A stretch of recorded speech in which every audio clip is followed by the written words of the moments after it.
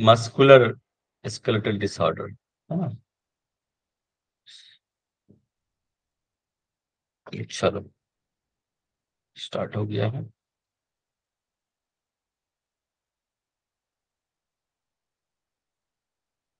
बताना screen present हो रहा है क्या। यस भैया। हम्म।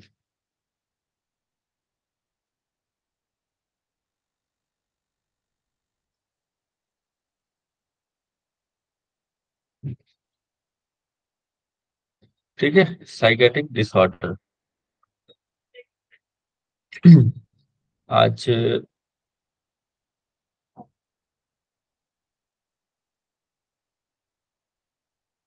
एक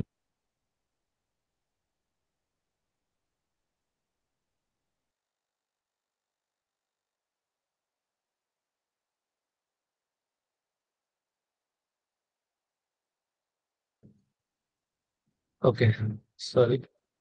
हम्म। साइकेट्रिक डिसऑर्डर में हम लोग सबसे पहले न्यूरोसिस न्यूरोसिस एंजाइटी, फोबिया और डिप्रेशन तो हमने बता दिया है ना। डिप्रेशन एक प्रकार की ना साइकेट्रिक डिसऑर्डर भी है और न्यूरोलॉजिकल डिसऑर्डर भी है। तो ऑलरेडी हमने डिप्रेशन के बारे में डिस्कस कर चुके हैं।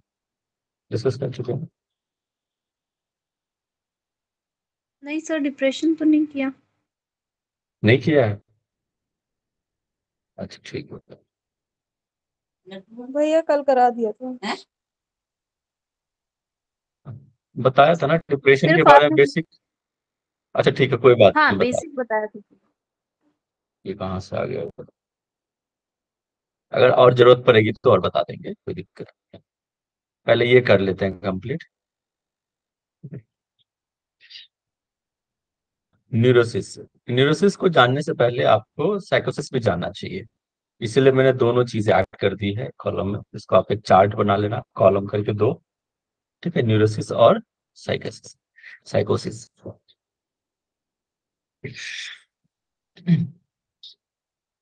देखो first point, mind mind functional neuro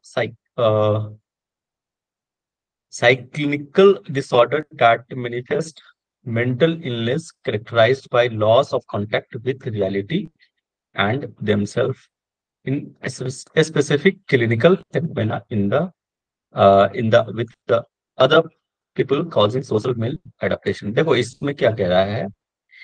एक जो जिसको न्यूरोसिस होता है, ठीक है, ये भी देखो कहा, ये कहा जाए तो साइकेट्रिक डिसऑर्डर जो है ना बहुत कोरिलेट रहता है हमारे न्यूरोलॉजिकल डिसऑर्डर्स। तो इसमें क्या होगा कि जिसको होगा न्यूरोसिस, जिसको रहता है उसमें लॉस ऑफ कांटेक्ट वो भी देखने को मिलेगा कि जो जिसके साथ या कोई भी कांटेक्ट है पर्सन किसी के साथ, वो वो चला जाएगा कंप्लीटली। एक मिनट, ये ना थोड़ा सा मुझे लग रहा है आगे पीछे हो गया। असर्व,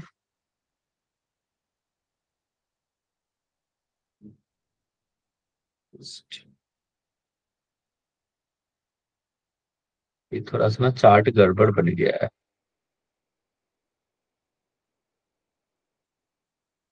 मैंने फर्स्ट वही मैं सोचूं यार, पढ़ने में समझ नहीं आ रहा ये कैसे क्यों हो रहा है।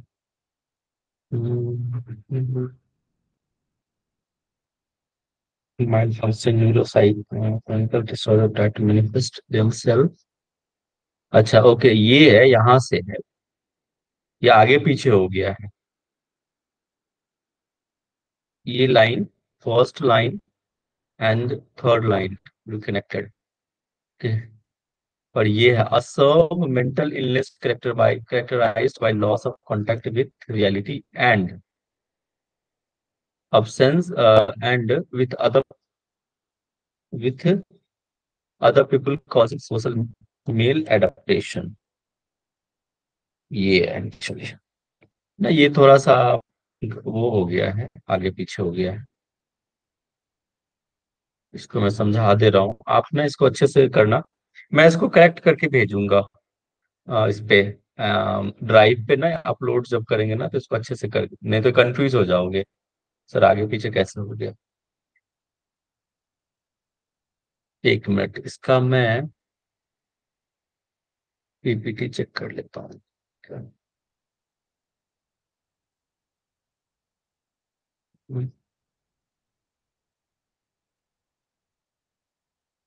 इसमें भी इश्यू है।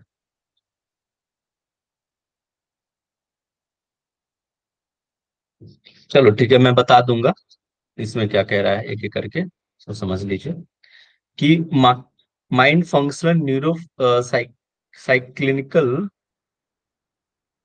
डिसऑर्डर दैट मैनिफेस्ट देमसेल्फ, यहां से स्टार्ट हुआ, फर्स्ट एंड थर्ड लाइन ये कनेक्टेड है, themselves in specific clinical phenomena in the with other people causing social maladaptation, ये कह रहा है न्यूरोसिस में। तो एक बार में ना न्यूरोसिस समझा दे रहा हूँ, फिर एक करके साइकोसिस समझा दूंगा फिर क्या होता है। इसमें क्या रहेगा कि न्यूरोसिस में कोई स्पेशल कोई फेनोमेना जो है ना, क्लिनिकल कुछ भी इसका स्पेशल कोई फेनोमेना पर्सन में कोई दिखता नहीं है, इस तरह से कुछ अलग तरह से नहीं दिखेगा या इस तरह। और इसका जस्ट रिवर्स हो जाता है, a serve mental illness characterized by loss of contact with reality। अच्छा हाँ, इसको समझो कि क्या कह रहा है। न्यूरोसिस में क्या होगा और साइकोसिस में क्या होगा कि जैसे कोई इंसान है, ठीक है, तो एक रहता है कि अवेयरनेस रहा, किसी चीज के लिए अवेयरनेस रहा, तो न्यूरोसिस में पूरी तरह से अवेयरनेस रहता है कि भाई आपके पास कोई इंसान आ गया, आपके दोस्त आ गया, ठीक है, आपको पता चलेगा कि हाँ ये मेरा दोस्त है। लेकिन जस्ट साइकोसिस में क्या होगा कि वो, उसको पता नहीं चलेगा कि ये मेरा दोस्त है क्या है वो, इस तरह का एक मेंटल इलनेस है उसमें कि वो इंसान को पहचान नहीं पाता है। वही कह रहा है कि लॉस ऑफ कांटेक्ट होना विथ रियलिटी, उसको समझ नहीं आएगा कि सामने वाला बंदा कौन है कैसे है। एक समझो कि एक पागलपन का कंडीशन आ जाता है साइकोसिस में, एग्जैक्ट नहीं कह सकते पागलपन, लेकिन हाँ उस तरह के सिम्टम्स आते हैं। न्यूरोसिस में पता चलेगा कि सामने वाला मेरा कौन है, वो जज कर सकता है, लेकिन साइकोसिस में नहीं कर सकता है। ठीक है, तो ये चीज है इसमें। Reality contact practically serving in in fact through it's value may be quantitatively changeable. और इसमें क्या, contact of reality in totally loss of changed, वही चीज कह रहा है यहाँ पे भी सेम उसी बात है कि क्वांटिटेटिवली ये चेंज हो सकता है इसमें, न्यूरोसिस में। और इसमें क्या है कि सामने वाला का वो चेंज हो जाता है, परसेप्शन ही चेंज हो जाएगा कि भाई सामने वाला बंदा कौन है कैसा है, वो जज नहीं कर पाएगा। उसकी पर्सनैलिटी भी अफेक्ट करेगा, वो भी चेंज हो जाएगा, मतलब अलग तरह का साइकोसिस में। लेकिन इसमें कोई पर्सनैलिटी चेंज नहीं होता, न्यूरोसिस में does not affect the personality, वैसा के वैसे रहेगा, पता नहीं चलेगा कि भाई उसको कोई प्रॉब्लम भी है इस तरह का। लेकिन साइकोसिस में उसकी पर्सनैलिटी को भी इफेक्ट करता है। इसके बाद contact of scarcely as a partially lost completely, partially देखो इसमें क्या है, मतलब थोड़ा थोड़ा अवेयरनेस थोड़ा थोड़ा जाएगा, लेकिन इसमें कंप्लीटली लॉस हो जाता है, बिल्कुल भी चेंज हो जाएगा, वो भूल जाएगा कि सामने वाला, गजनी समझ लो, है ना, कि भाई कौन है कैसे है, साइकोसिस में जस्ट लाइक गजनी वाली conditions. Affected person aware with his surroundings, disorder of surrounding, मतलब उसके आसपास क्या चल रहा है वो पूरी तरह से अवेयर रहेगा न्यूरोसिस में, लेकिन does not aware with his surroundings, वो अपने आसपास जो है वो पूरी तरह से अवेयर नहीं रहेगा, अपनी जागरूकता को खो देता है साइकोसिस में। और लेकिन इसका जस्ट रिवर्स है न्यूरोसिस में। Hallucination and delusion are not present, इसमें किसी भी तरह का भ्रम नहीं रहता, है ना, भ्रम समझ रहे हो ना कि भाई हम जा रहे हैं कहीं, सामने कोई गड्ढा तो नहीं होगा, सामने कुछ तो नहीं हो, मतलब हेलुसिनेशन बनाना, ठीक है, भ्रम पैदा होना उसके तो ऐसा बिल्कुल नहीं होता न्यूरोसिस में, लेकिन साइकोसिस में ऐसा होता है। ठीक है, हेलोजिनेशंस एंड डिल्यूजन्स आर प्रेजेंट। ठीक है, और न्यूरोसिस में नहीं होता। लो रिस्क होता है, खुद को वो नुकसान करे ऐसा नहीं होता, लेकिन जो साइकोसिस होते हैं वो खुद को भी हार्म कर सकता है। Higher risk of self harm, तो खुद को नुकसान पहुंचा सकता है। ऑब्सेसिव कंपल्सिव डिसऑर्डर, ये क्या होता है? ओएसडी होता है। जैसे कि बहुत लोगों को इस तरह की प्रॉब्लम्स आता है कि बार बार, एक मिनट यार, आंधी आ गया यहाँ तो।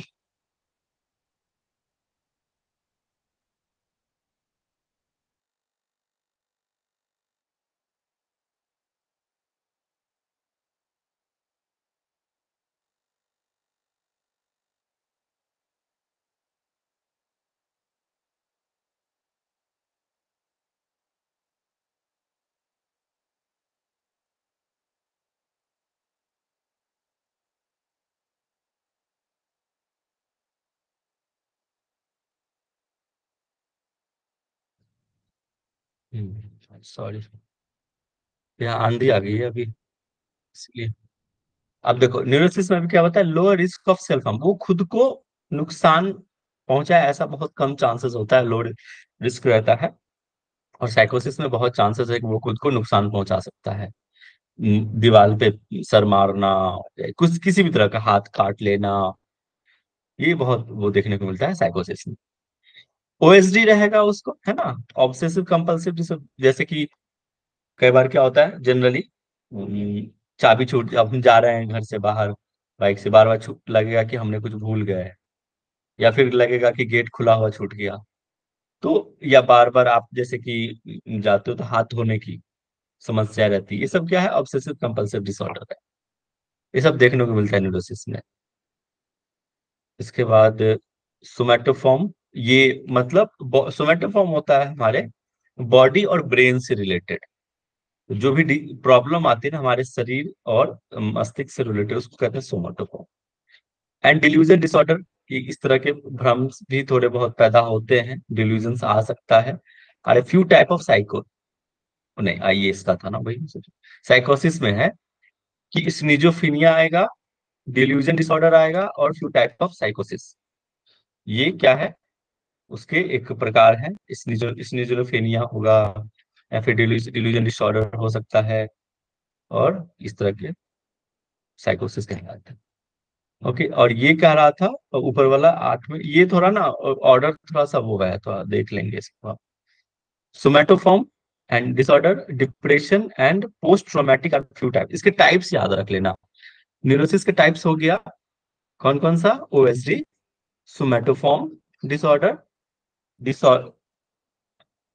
डिप्रेशन, हाँ, and post traumatic few types. ये हो गया आपको न्यूरोसिस। और साइकोसिस हो गया स्निजोफिनिया एंड डिल्यूजन डिसऑर्डर, ये। ठीक है, याद रखना भी। चलो इसके बाद देखते हैं। ये था हमारा न्यूरोसिस। ठीक है, बेसिकली इसको समझने के लिए इसलिए मैंने साइकोसिस लिया, ताकि कंपेयर जब हम करते हैं तो इजीली समझ में आता है कि एक्चुअली होता क्या है न्यूरोसिस और साइकोसिस। ठीक है, तो ये जो बेसिक चीजें हैं आप पॉइंट्स वो याद रखिएगा, उसके टाइप्स याद, कौन कौन से टाइप्स होते हैं न्यूरोसिस के वो, और साइकोसिस के। इसका जो यौगिक मैनेजमेंट है वो एक साथ हम देखेंगे। एंजाइटी में और सेम ही है, जो भी साइकोटिक डिसऑर्डर है ना, सेम, करीब करीब सेम है सबका। ठीक है, चलो।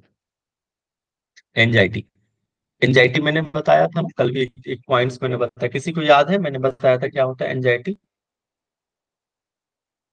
Yes sir. हाँ बताइए। सर फ्यूचर फ्यूचर कंडीशन को लेके फ्यूचर कंडीशंस के बारे में, जैसे कि अभी मैंने कहा था कि रिजल्ट्स को लेकर के हम बार बार सोचते रहते हैं, फ्यूचर को लेकर के कि अब क्या होगा। तो वो एक्चुअली रियल में एंजाइटी कहलाता है कि आगे की बारे में बार बार सोचना, उसके बारे में सोचना, तो एंजाइटी। ठीक है। एक्सपीरियंस और कई प्रकार के हो सकते हैं, ऐसा नहीं है कि सिर्फ यही है। अभी देखते हैं इसमें क्या कह रहा है। Experiencing occasional anxiety is normal part of life. ये जनरली सबके साथ, हमारे साथ भी कई बार एंजाइटी इज वेरी कॉमन। ठीक है, थोड़े बहुत जो है होते हैं, लेकिन यही अगर ज्यादा हो जाए तो फिर वो प्रॉब्लम है। ठीक है, थोड़ा बहुत एंजाइटी रहता ही है। बार बार हम इंटरव्यू के लिए जाते हैं तो एंजाइटी की वजह से हम बार बार पैर को हिलाते हैं, मूवमेंट्स आता है।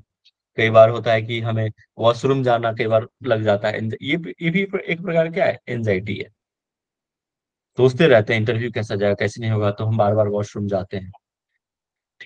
However, people with the anxiety disorder frequently have intense, excessive and persistent worry।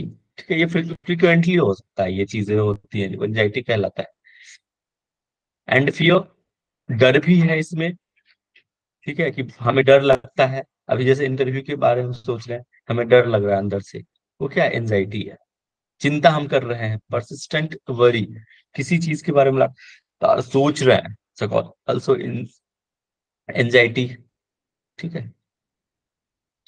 About everyday situation often anxiety disorder evolve repeated disorder of sudden feeling of intense anxiety and fear, terror that reach a peak with in minutes. और ये देखो, यही चीज क्या है, ये धीरे धीरे, मतलब ज्यादा अगर होने लग जाए तो फिर दिक्कत है। तब तो आपको मेडिकल ट्रीटमेंट लेना चाहिए उस टाइम पे। थोड़ा बहुत एंजाइटी इट्स ओके, कि हाँ वो नॉर्मल होता है, डे टू डे लाइफ में ये नॉर्मल है, थोड़ा बहुत होता है। Example of anxiety disorder includes generalized anxiety, एक ये टाइप्स है disorder. Social anxiety disorder specific phobia भी कहलाता है। And separation anxiety disorder, you can have more than one anxiety disorder. मतलब कई प्रकार के कई चीजें हो सकती हैं, चाहे वो हमारे समाज में हो सकता है, उसको लेकर कोई स्पेसिफिक फोबिया भी हमारा एंजाइटी कहला सकता है। ठीक है, अब कई प्रकार के फोबिया है, वो आगे हम देखेंगे फोबिया जब हम पढ़ेंगे तो। सेपरेशन एंजाइटी डिसऑर्डर, अलग होने के लिए भी ये भी चीजें बहुत वो नॉर्मल है। ठीक है, you can have the more than one anxiety disorder, बहुत ऐसे इस तरह की सिचुएशंस। ये क्या है, एंजाइटी क्या है एक्चुअली, ये सिचुएशनल डिसऑर्डर है। हमारे लाइफ की डे टू डे लाइफ में उस सिचुएशंस को लेकर ये एंजाइटी होती रहती है। तो also we can say the situational anxiety, जो हमारे डे टू डे लाइफ में हो रहा आसपास हो रहा है, जैसे। ठीक है, सिम्टम्स क्या आता है कि फीलिंग नर्वस, एंजाइटी की वजह से हम नर्वस होने लग जाते हैं। रेस्ट, लॉस ऑफ टेस्ट, ये भी होता है कि थोड़ा सा टेस्ट भी आपका चेंज होगा, लॉस होगा। Having sense of impending danger, panic और लूम, ये चीजें। Sense of impending danger, panic, ये पैनिक भी हो सकता है। इम्पेंडिंग डेंजर मतलब क्या होता है, anyone knows what is the meaning of impending danger?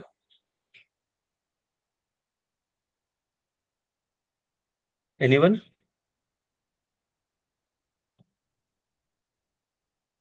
नहीं आइडिया है?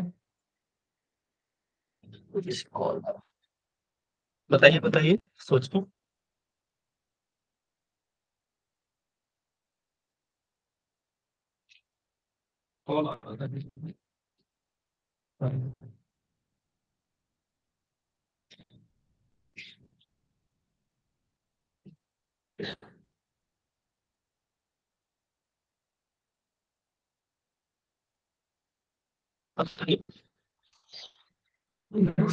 हम्म। अच्छा, हाँ, क्या क्या बता रहे थे? Having sense of impending danger, panic और लोग। देखो, इम्पेंडिंग डेंजर क्या हो सकता है कि जैसे फैमिलीज के एटीट्यूड की वजह से भी, फैमिलीज बिहेवियर्स, ये आसपास उसके वजह से भी ये चीजें जो स्टार्ट होता है एंजाइटी, वही कहलाता है इम्पेंडिंग डेंजर। ठीक है, और इसको आप पढ़ लेना, और क्या है डिटेल आप गूगल करके सर्च कर सकते। Having an increased heart rate होगा इस टाइम पे, जब एंजाइटी होती है ना तो हमारा हार्ट बीट भी बहुत फास्ट होने लग जाता है। ब्रीदिंग स्पीडली होना, ये ब्रीदिंग गलत लिखा गया, ब्रीदिंग मतलब बहुत फास्ट होने लग जाएगा, पसीना भी आने लग जाता है। कई बार तो देखने को भी मिलता है कि आप इंटरव्यू के लिए तैयार हो रहे हैं, नॉर्मल मैं ये कह रहा हूँ, उस टाइम पे बहुत स्वेटिंग भी आती है, समझे। आप लोगों के साथ भी होता है, मेरे साथ भी होता था पहले। ठीक है, इसके बाद आता है क्या, ट्रैम्बलिंग। ट्रैम्बलिंग मतलब वही कि कोई भी चीज मूव हो रहा है, हिलना, जैसे पैर हम देखते हैं तो पैर को सेक करना, इस तरह से होना। फीलिंग वीक और टायर्ड, और होना चाहिए। इसमें आप क्या हल्का सा वीक भी फील करते हो, टायर्ड भी, टायर्डनेस भी आ सकता है। ट्रबल कन, लगता है स्पेलिंग मिस्टेक किया बस।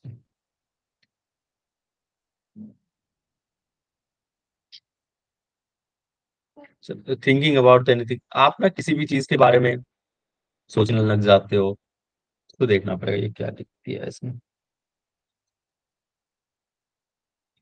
ये कंसंट्रेटिंग होगा, ट्रबल कंसंट्रेटिंग, ये ना मिस्टेक है कि आपको कंसंट्रेट करने में भी प्रॉब्लम आएगी। आप किसी भी चीज के लिए सोचोगे ज्यादा, ऐसा है ना। About anything other than the present, आप वर्तमान को छोड़कर, वही कह रहे थे ना कि आप आगे के बारे में सोचने लग जाते हो बार बार, कंसंट्रेट करने में प्रॉब्लम आती है। हैविंग ट्रबल स्लीपिंग, सोने में भी दिक्कत आती है, फिर रात भर हम जगे रह जाते हैं उल्लू के जैसे। ठीक है, एक्सपीरियंसिंग गैस प्रो इंटेस्टाइन, ये गैस जो इंटेस्ट, ये थोड़ा सा मिस्टेक है लिखने में। गैस्ट्रिक के प्रॉब्लम्स भी आ सकता है, गैस रिलेटेड इसमें, यहाँ पे इसके वजह से ना पित्त का भी बढ़ जाना है। तो आप देखो इसमें क्या है, आप यौगिक कमिटमेंट दे सकते हो, जैसे ही गैस्ट्रिक आ गया तो यहाँ पे आप कुंजल करवाओ उसको, ताकि पित्त बाहर निकले। कुंजन इज बेस्ट, है ना। तो गैस्ट्रिक रिलेटेड प्रॉब्लम्स भी देखने को मिलता है। आप देखोगे ना, ज्यादा किसी दिन आप सोच लेना या एंजाइटी ज्यादा हो जाएगा तो उस दिन आपका पेट खराब हो जाएगा, पेट मतलब अपसेट हो जाएगा, ऐसा होता है। ठीक है, ये टाइप है एगोराफोबिया। ये एगोराफोबिया क्या होता है, एंजाइटी पर रहता है ना।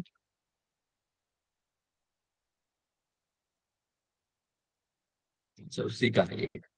Agoraphobia is a type of anxiety disorder in which you fear and when avoid places or situation that might cause you panic and make you feel trapped, helpless or embarrassed। देखो agoraphobia क्या है, ये एक anxiety disorder का एक part है, जिसमें बहुत ज्यादा आप डर डर आप देखो ना किसी जगह से, यू मान ले आप कहीं और जा रहे हैं किसी ऐसे जगह पे, और उस जगह से डर लगने लग जाए, जैसे कि आप किसी को भूत प्रेत से डर लगता हो, तो बांधवगढ़ जो राजस्थान में कहते हैं कि भाई भूतों का वो रहता है, वास रहता है, तो वो जगह पे आप नहीं जाओगे, उस जगह को अवॉइड करोगे आप जनरली, क्योंकि आपको क्या है, भूतों से डर लग रहा है।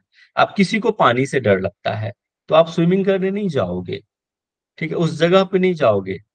तो उस जगह की वजह से जो पैनिक आता है, डर आता है, ठीक है, उसी को कहते हैं एग्रोफोबिया। ठीक है, उस टाइम पे वही कह रहा है, हेल्पलेस आर और इम्प्रेस्ड, वही चीज है। आप किसी भी जगह पे, आप जिस जगह से आपको डर लगता है, चाहे पानी हो, चाहे वो अभी जो एग्जांपल दिया हमने पोस्ट, वो किसी भी हाइट, इवन आप बहुत ऊपर जाना चाहते हो कि हाँ माउंटेन्स क्लाइंबिंग करें इस तरह से, तो आपको हाइट से डर लगता है, तो फिर वो स्टार्ट हो सकता है, जिसे कॉल्ड था एगोराफोबिया। Generalized anxiety disorder क्या होता है, includes persistent and excessive anxiety and worry about activities, anxiety and involve even ordinary routine issue of often occurs along with other anxiety disorder or depressions. देखो इसमें क्या कह रहा है, जनरल एंजाइटी डिसऑर्डर में क्या है कि आप किसी भी चीज के लिए बहुत ज्यादा सोचने लग जाते हो, एक्टिविटीज आप पे इफेक्ट पड़ रहा है, उसके किसी भी चीज के इफेक्ट एक्टिविटीज को लेकर, ठीक है। ये हमारे डे टू डे लाइफ में होता है, जनरलाइज एंजाइटी डिसऑर्डर हमारे डे टू डे लाइफ में जनरली देखने को मिलता है, ठीक है। Ordinary routines issues of often, मतलब डे टू डे लाइफ में जनरलाइज डिसऑर्डर एंजाइटी डिसऑर्डर आते हैं। और इसी के वजह से जो है occurs along with anxiety disorder or depression. और यही के वजह से अगर हम डे टू डे लाइफ में अगर कोई भी काम है उसको अच्छे ढंग से आप नहीं कर पा रहे हैं, ठीक है, बहुत सोचते हैं उस चीज के बारे में, एंजाइटी है, तो क्या है, वही रूप एक आपका डिप्रेशन की तरफ लेके चला जाता है वो डिसऑर्डर। हम बहुत डिप्रेस्ड हो जाते हैं अगर नहीं, हम नहीं कर पाएंगे, तो आप बहुत डिप्रेशन, वो एक प्रकार का सिम्टम्स है डिप्रेशन। इसमें कई बार होता है कि आज हमें प्रेजेंटेशन देना है, हम बहुत एंजाइटी हो जाते हैं, और उस एंजाइटी की वजह से हम डिप्रेस्ड हो जाते हैं कि नहीं, हमारी तैयारी अच्छी नहीं है, तो आप डिप्रेशन में चले जाते हैं। तो वही कह रहा है। इसका यौगिक ट्रीटमेंट क्या है, आप सटकर्म कीजिए, जलनेति, कपालभाति, यू कैन ऑल्सो डू, अभी बताया ना क्या, कुंजल क्रिया, ओके। आसन में धनुरासन, मत्स्य आसना, जानुसिरास जानुसिरासन, सेतुबंध आसन और मार्जरी आसन। प्राणायाम, कपालभाति, भ्रस्तिका और भ्रामरी। जो मैं किसी और से टाइप करवाया, सारा स्पेलिंग मिस्टेक कर दिया, मेरे पास टाइम था नहीं और मिस्टेक किया उसने आज बहुत। मेडिटेशन में और रिलैक्सेशन में क्या दे सकते हैं, सोहम, गायत्री मंत्र और योग निद्रा। इस टाइम पे क्या होता है कि हम कोई भी चैंटिंग करते हैं ना, मंत्र, कोई भी मंत्र की चैंटिंग करते हैं, तो वो कहते हैं ना कि मन्नाथ इति त्रायते इति मंत्र, मन को जो तार दे, ठीक है, वही तो मंत्र है। तो आप गायत्री मंत्र कर, कोई भी मंत्र कर सकते हो, मृत्युंजय मंत्र हो गया, गायत्री मंत्र हो गया, इवन कोई भी मंत्रास। तो वो जो वर्ड होते हैं उसका इफेक्ट हमारे शरीर पे पड़ता है, हमारे मस्तिष्क पे पड़ता है, हमारे कहते हैं ना कौन सा कोश, मनोमय कोश को एक्टिवेट कर। तो मन जब रिलैक्स रहेगा तो अपने आप एंजाइटी जो है धीरे धीरे कम होना शुरू हो जाएगा। तो प्राणायाम मेडिटेशन तो very very important, and asana and satkarma also, ठीक है। आप जलनति करोगे तो क्या होगा, माइंड हमारा बिल्कुल कूल रहेगा, हमारे जो भी म्यूकस जो होते हैं वो नहीं रहेगा उस जगह पे।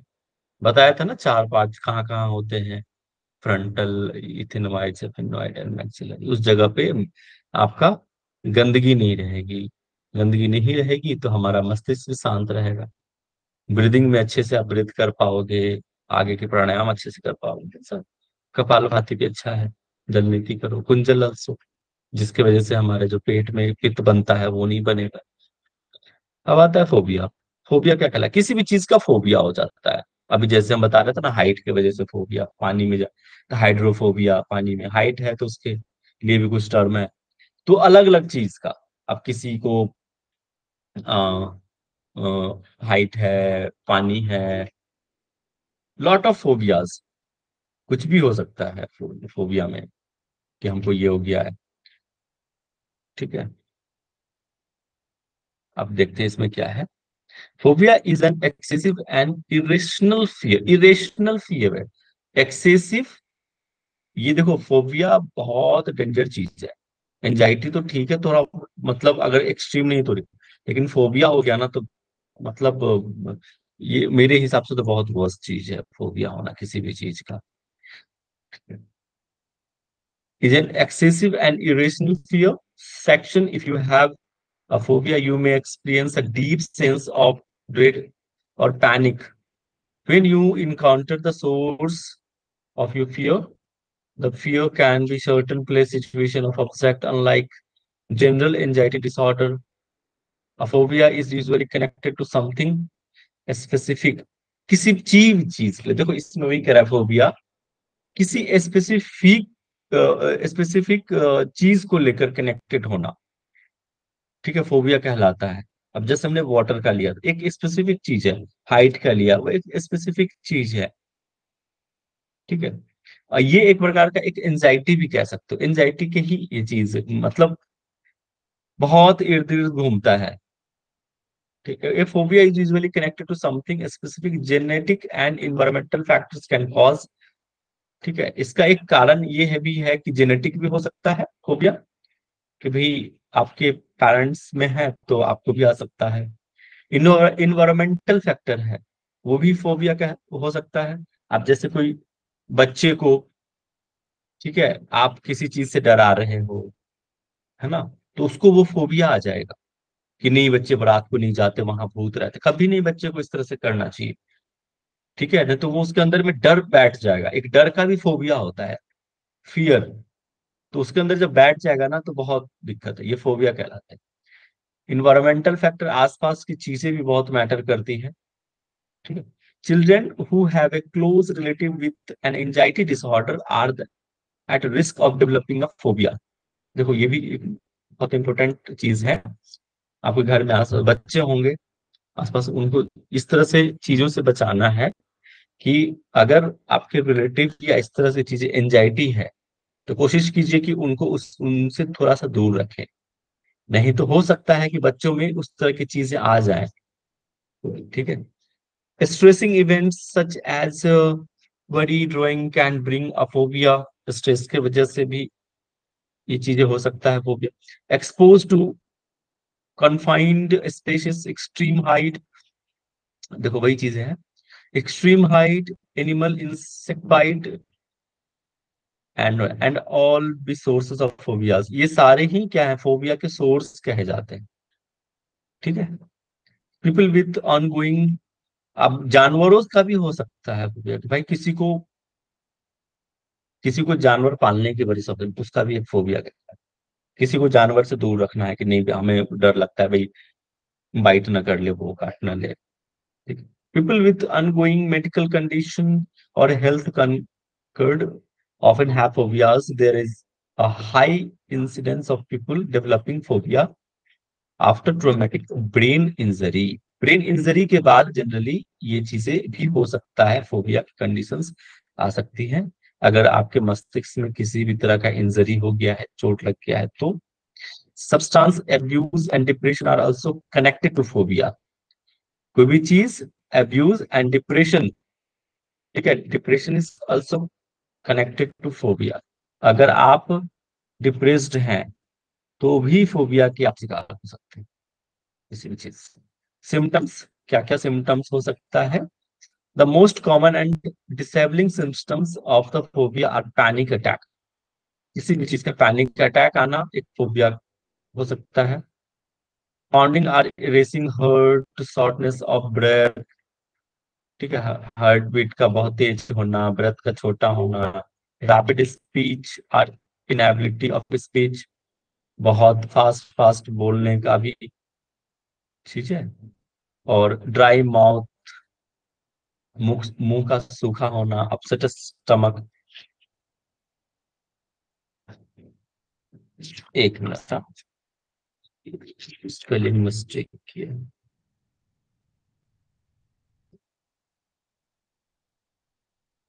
नौसिया है ये देखो यहाँ बहुत ड्राई माउथ होगा, यहाँ पे नौसिया मिचली भी आ सकता है। अपसेट स्टमक, स्टमक आपका वो रहेगा, अपसेट रहेगा। एलिवेटेड बीपी, बीपी का हाई हो सकता है। ट्रैम्बलिंग और सेकिंग, हिलना डुलना, ये चीजें भी होती है जनरली फोबिया में। चेस्ट पेन आ सकता है ना, चेस्ट पेन। फिर टाइटनेस, चोकिंग, सस्टेन चौक भी हो सकता है, ठीक है।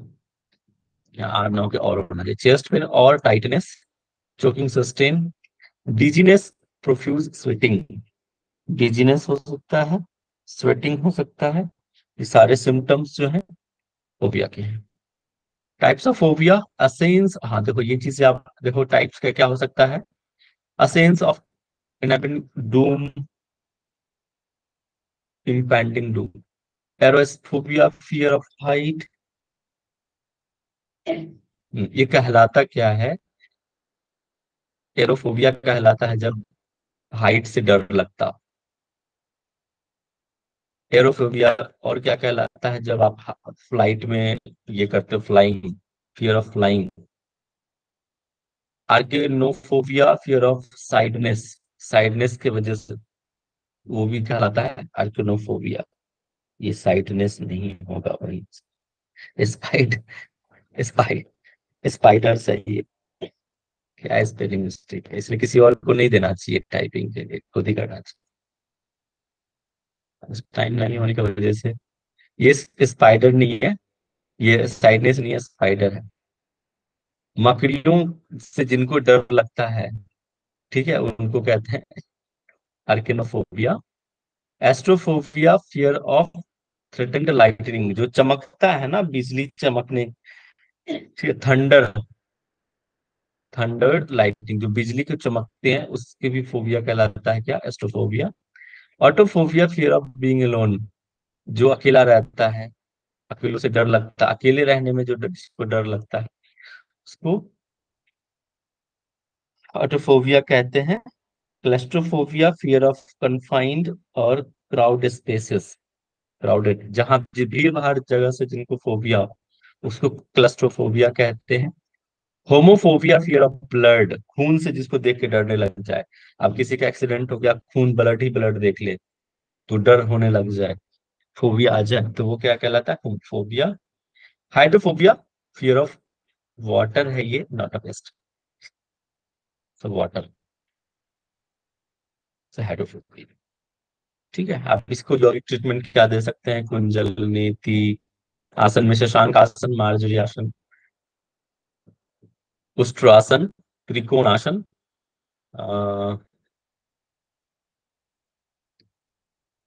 चक्रासन होना चाहिए, चक्रासन, धनुरासन, भुजंगासन। प्राणायाम में उज्जाई, भ्रामरी, ये मिस्टेक है, स्पेलिंग मिस्टेक है ना? भ्रामरी, भ्रस्तिका, कपालभाति, और मेडिटेशन में योग, योग मुद्रा नहीं, निद्रा, योग निद्रा। ठीक है, योग निद्रा। ये यौगिक ट्रीटमेंट था हमारा। ये उसके लिए भी आ जाएगा, न्यूरोसिस में भी आ जाएगा, सेम चीज। ठीक है, तो ये था हमारा साइकेट्रिक डिसऑर्डर। बेसिक फंडामेंटल चीज याद रखो, इससे बहुत ज्यादा क्वेश्चंस नहीं आते हैं, बेसिक बेसिक वो देख लेना। इंडोक्राइन डिसऑर्डर जो होता है ना, गैस्ट्रिक, इंडोक्राइन, मस्कुलर डिसऑर्डर, ये सब चीजों से ज्यादा क्वेश्चन आएगा आपका। कार्डियोवास्कुलर से आएगा। ठीक है,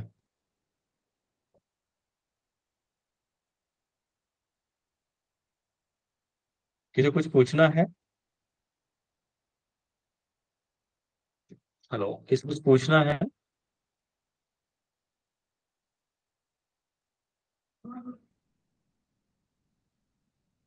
ठीक है, नो सर। तो ये था हमारा साइकेट्रिक डिसऑर्डर। नेक्स्ट जो है, हम अब जो जितने भी लेक्चर होंगे बहुत महत्वपूर्ण होने वाले हैं। ये भी था मस्कुलर स्केलेटल डिसऑर्डर, हम देखेंगे नेक्स्ट। ओके, तो आज के लिए बस इतना ही। अभी लोग आप पढ़ के आइएगा सारा। ठीक है, पढ़ते रहिएगा, मैं किसी भी दिन आप लोगों से पूछ लूंगा कि आप सर कहते हो कि रोज पूछेंगे, आप पूछते नहीं हो। मैं पूछूंगा, आप तैयार करके रहो, कभी भी सरप्राइज आ जाएगा। ठीक है।